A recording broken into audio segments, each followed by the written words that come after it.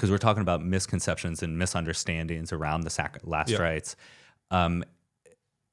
It happens when the great tragedy and a trauma of a child who's facing death.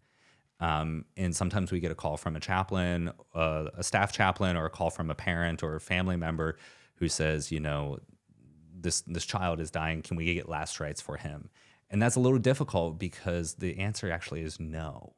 Like, we're not going to do last rites for a toddler or a child.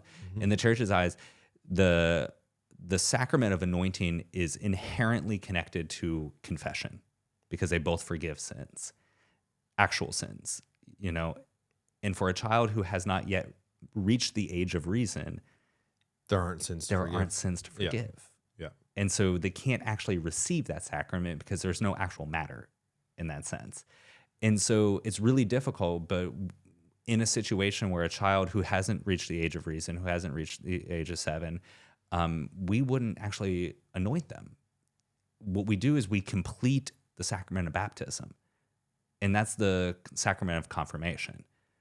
And so those are very difficult moments, very tragic moments.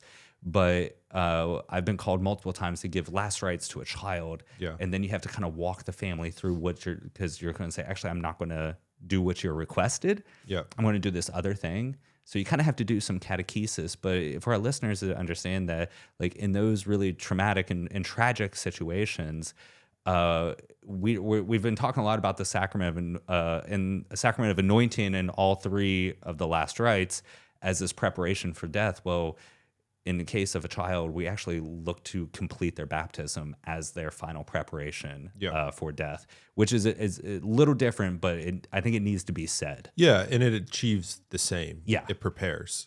It's sanctifying grace. Christ. It's a sacrament, exactly. Right? We're talking about sacraments for sanctifying grace, so they do that.